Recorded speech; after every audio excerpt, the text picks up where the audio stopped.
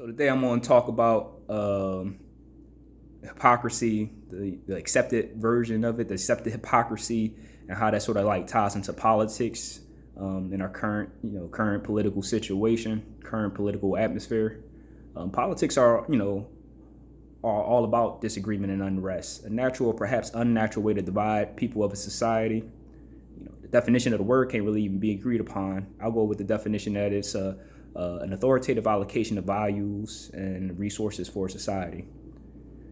Let me define a few other things before I proceed. I equate goodness to fairness. Perhaps that has something to do with me being a moon Leo, but I don't get down with the definition that, a good person is always nice or kind, because some people don't deserve to be treated kind or nice. If you're treating me right, or if you're not treating me right, perhaps you shouldn't have to worry about being harmed in any way, but beyond that, you shouldn't expect much else. And guess what? That's fair. The most universally quoted golden rule is doing to others as you would have them doing to you. And another way to look at that, which I think a lot of people purposely disregard, is that you shouldn't expect from others that which you aren't willing to give. Don't give forgiveness. Don't expect forgiveness if you yourself wouldn't forgive in a similar instance. Don't expect someone to bestow upon you things that you wouldn't bestow upon them. I saw people were getting all excited about the potential of getting their student loans forgiven. I'm like, what about people like me that decided to, pay off my student loans early, increase the, amount I could get on my mortgage? Are you going to give me some tax credits or something? Or are we just shortchanging the people that, were acting responsibly? Yeah, I never vote for that crap. Now, if it was moving forward, we have programs to forgive for new student loans after a passage of time and, good payment history or something along those lines. I could see a lot more people getting behind something like that. Anyway, I want to tie fairness to the lack thereof to hypocrisy. Why? Because, when you sit back and think about it, most conflicts can be traced to some form of hypocrisy or lack of fairness.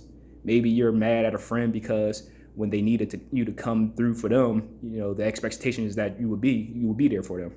And let's say you did whatever for them. But now that you're in a similar situation, they act like it's unreasonable for you to expect the same in return. Or let's say because it's currently relevant, another unarmed black man gets murdered by a white cop and your white associates get into that whole, well, if he would have just cooperated talking point. But one of those videos where the white criminal is attacking the cops and pulls off in their car without any shots being fired. And the same people don't think, killing the person would have been warranted. It's frustrating dealing with hypocrisy. Like, there would be no problem if the restraint, if restraint was the common sentiment in both cases being preached. But, an issue comes into play when there are two sets of rules for the person that, I relate to versus all those others.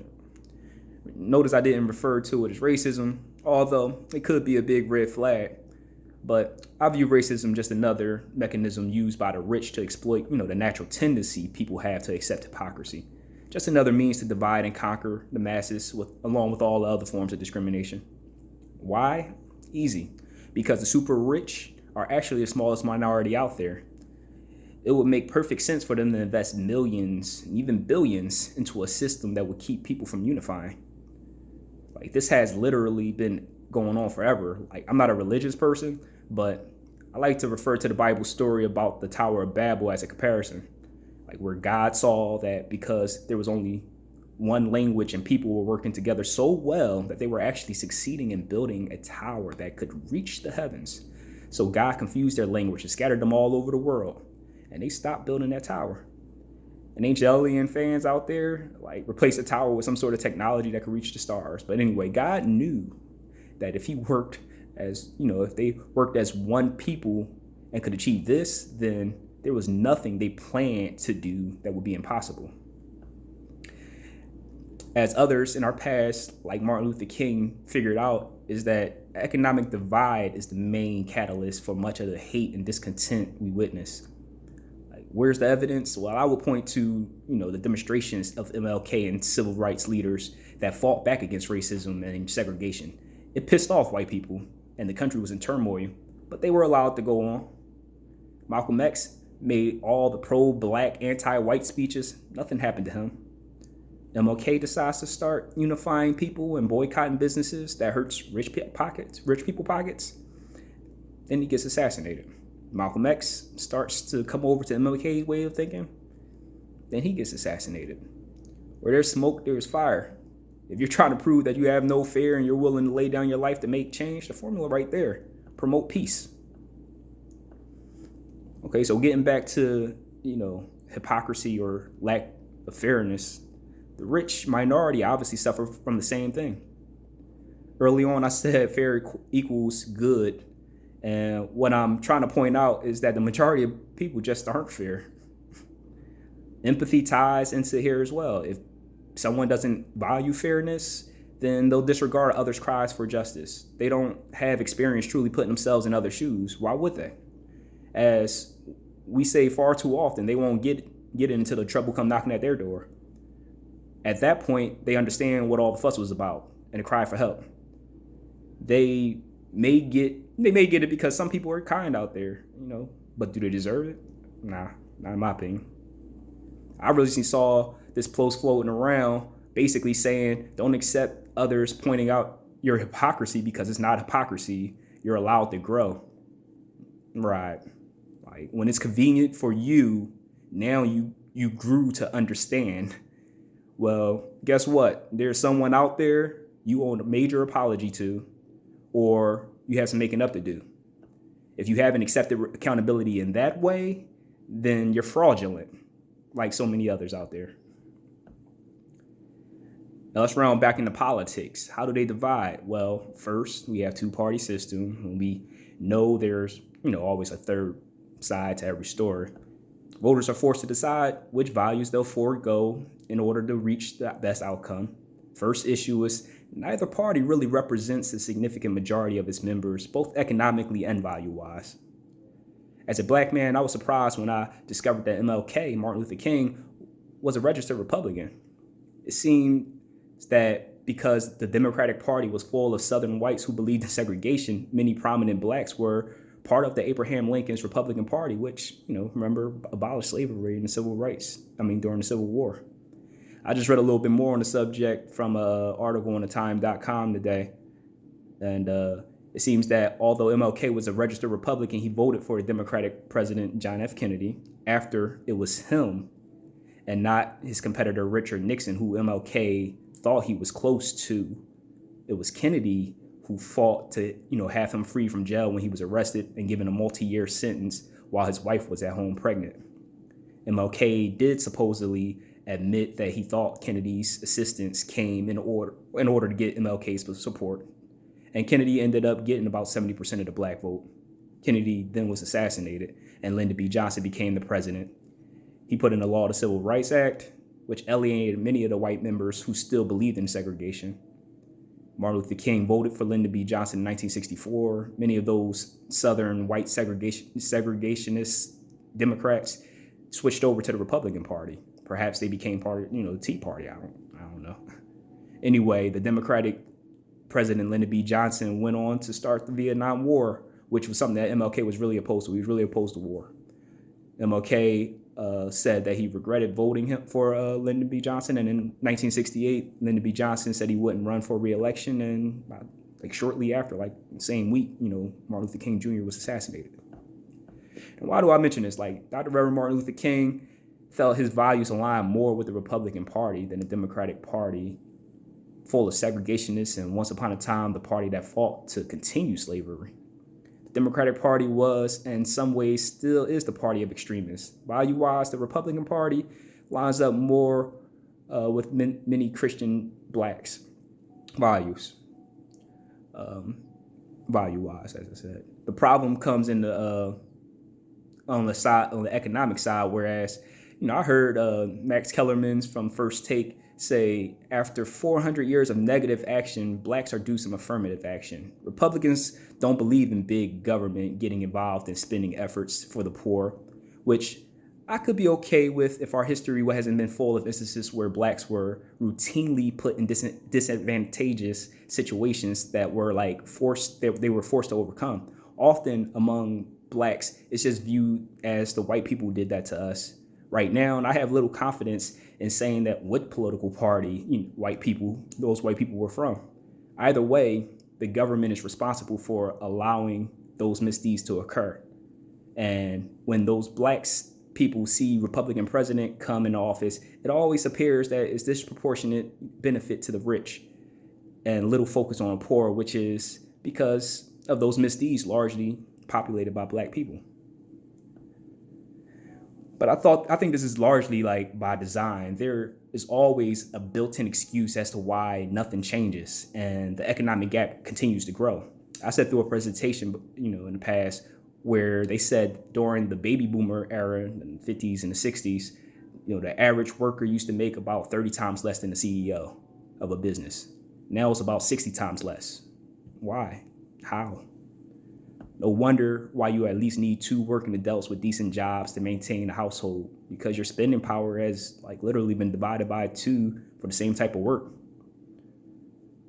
This has been explained to us as some normal development in a capitalist economy, but it's really a result of a perverted form of capitalism that's been allowed because of the lobbying efforts or the paying off of the politicians in both parties by the rich.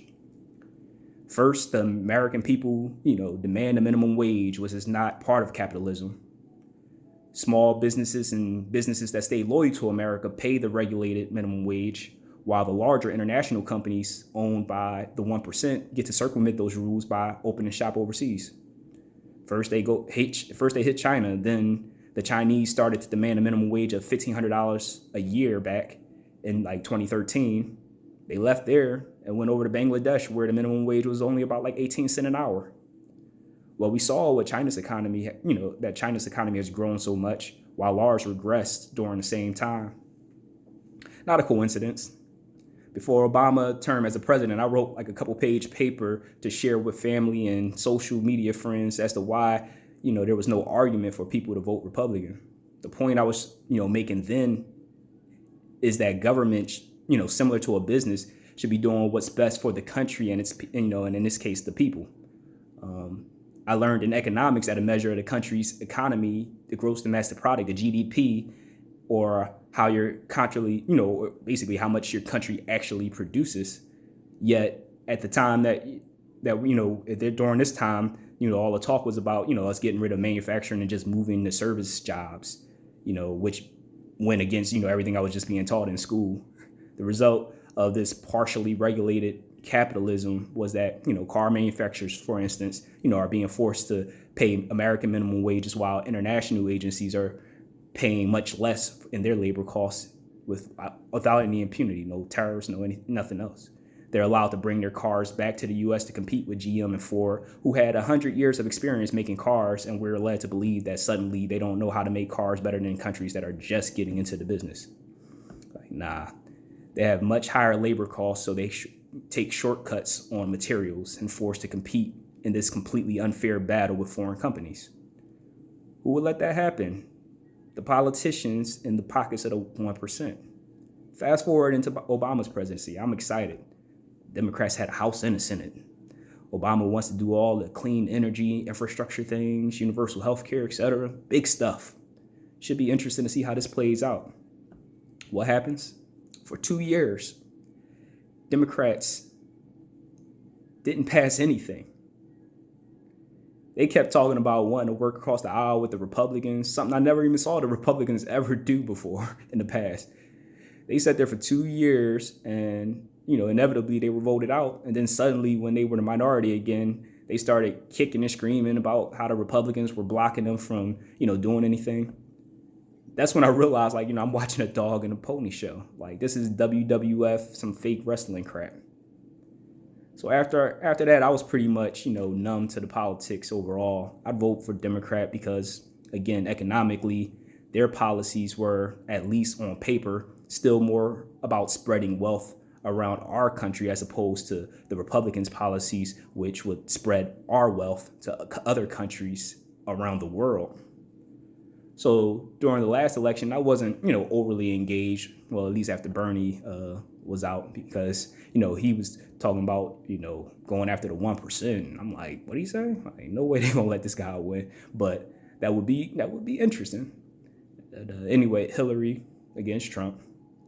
And when I put together his popularity was coming because, he wasn't about playing politics, and of course the somewhat divisive language he used to win over the Tea Party folks. Yeah, I realized and told people that she was losing a lot of votes because she didn't stand for much and just planned on playing politics to win. And when she repeated that he said, when women go out for extended maternity leave, it can hurt their business. Like, can you believe that? Like, sort of thing. I was just like left shaking my head. Like, I'm like, that's a true statement. Like, and you look kind of silly for suggesting that, it's not because it wasn't politically correct thing to say. The same would be true if he said a male executive, of a company going out, because of bad health for an extended period of time would hurt the business. Any person holding an important position in a company leaving for an extended period of time can hurt a company drastically, especially if if others can't replace the knowledge or skill they were bringing to the table. Anyway, I voted for her. She lost. Now we're here. Where's here? I pride myself on being like one of the fearers of the mall. I'm not a religious person. I pretty much feel that if people are harming, others or their property, then they should be able to live as they choose. But I'll admit that when I hear fellow Democrats talk about, the issues that they have with Donald Trump, I'm sometimes left flabbergasted. Like I have Christians coming to me saying, "Did you hear Trump say that he don't believe in gay marriage?" And I'm like, when did you start thinking it was okay? Like, I thought the Bible said that it was between a man and a woman. Or, when everyone starts to talk about how they pay more in taxes, like when in reality, most people who aren't in the counties that charge over $10,000 in state and property taxes, the actual amount of taxes you paid during the year is clearly less than you would have under the Obama administration, which is nothing new or unexpected since Republicans always about like cutting taxes. Like, go back to your 2017 tax return under the old tax rules, take your taxes paid off of the W-2 and subtract the amount, you got back in a refund, or if you owed, add that to the amount that you paid on your W-2, and do the same for 2018. Like, if the amount you paid in 2018 is less and all the things, from the 2 years, are probably relatively the same, nothing changed as far as, your child being of age or qualifying for the tax break and everything, then, you paid less under, Trump's rule changes. And, most people I know, that was the case. For whatever reason, many companies, did not adjust the withholdings when the changes took place. And so many people, and myself included, were not getting enough taken out of each check. So unfortunately, I owed more than I did in the previous year when I was, closer to breaking even. But when I look back at it, I had to admit that I actually paid less overall. Then, we get into this fight about immigrants and stuff. Like, Republicans always have been tight on the borders. I honestly don't understand most Americans' arguments against it, because all the bad crap our country has done behind the scenes over the years to other countries, and I'm sure there's a lot I'm not even aware of. People out there hate this country. Like, I'm not going to pretend to be a homeland security expert, but letting people just waltz on in, because that's how, it was back in the 1700s doesn't make a lot of sense to me. Also, for all the people fighting for a minimum, greater minimum wage, letting undocumented workers in to do jobs off the books for less than minimum wage means that those same jobs are no longer available for you at least in a minimum wage, where American may be willing to do the work. What that leads to is further wage suppression. Like, people really have you all out here fighting against your own best interests. And then we get into the racist argument. I agree, Trump has said some very politically incorrect things, but I guess for many that was part of his appeal. But particularly for U.S.-born Black Americans, stop pretending he created racism in this country. I've heard far more racist things come out of white politicians' mouths in the past. What has happened is many people that have not broke free from the effects of the 1%'s brainwashing have been emboldened to display their racist beliefs, which honestly I prefer. Now I know why I didn't get that job. I know whose house not to eat at. You know what I'm saying? Like, for years, blacks have been complaining about being discriminated against only to have whites. And honestly, most of the other minorities in this country look down and talk down on us. Like, now for those other minorities, who were oblivious to the fact that they were ever being looked at as inferior, it was a rude awakening. And to those that fall under the hypocrite banner, like, we're waiting for some apologies before you start trying to recruit for a battle, because like, we're used to standing alone. It's your turn.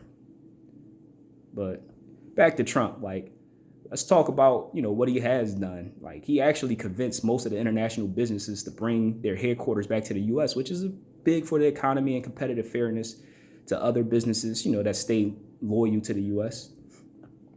Of course, it involves some tax relief, but like, come on, like, Comcast has been in Philadelphia for like over 30 years in a democratic city, and I don't believe they've ever paid any business taxes. Always under the guise that they're creating so many jobs and stuff. Like, what else? For all the years, we've been seeing everything made in China. Now he's finally putting tariffs on their stuff, like something that socialist Democrats should have been doing, to protect his, members and citizens. Like, look, I don't support a lot of the stuff that comes out of his mouth. Like Deborah Birx said after he was asking, like, whether we could put some rubbing alcohol in the body to kill the virus. He does a lot of thinking out loud, but I'm one that cares more about the actions than the words. So I'm not going to get caught up in all of the got you word policing, as opposed to the actions. Like, especially when he has the so-called experts there to tell us the information correctly. So you also got the whole thing about him calling it a China virus, but then they have like a whole 2 or 3 minute long video of the same reporters who are jumping all over him, calling it the Wuhan China virus. Like, the hypocrisy is exhausting.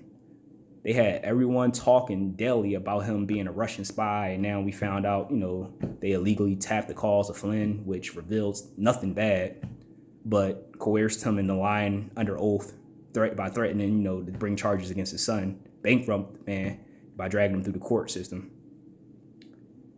Now we're finding out that all of that was a lie. For all those really paying attention to Democrats, have not looked good through this. And now we're, not black if we don't vote for Biden, this stuff. Anyway, my purpose of this whole spiel was really to point out the issue of accepted hypocrisy, how it is running rampant through our society, and how it's causing the pain, the discontent we're witnessing. The truth is, too many people out here actually want the drama. Like, I've heard plenty of time over the years, people say, if everybody just did the right thing, then things would be boring. Normal was boring and such. Like, I've had to learn that people want that chaos. It creates opportunities for them to come away with something, from the 1% down to the poor. Then there's a small percentage of rational, peace-dwelling people that get sucked in, trying to fix everything, and others just don't really want it fixed. Like, stop stressing out, find each other, give your, positive energy to each other. If you really want to play a political, game, my answer would be to create a legitimate third party. Like, let's call it the American Party, if that's allowable. Run an actual moderate platform, things that people both sides can, agree on, housing, and not like all the hot button topics, dripping with hypocrisy like pro-life and anti-guns, which is always used to divide. But all that might be just wishful thinking. Anyway, there's so many like interwoven strings and untangled, and I only scratched on the surface. Hopefully it did something for somebody, but I'll see, what kind of reaction I get. Maybe I'll follow up with something.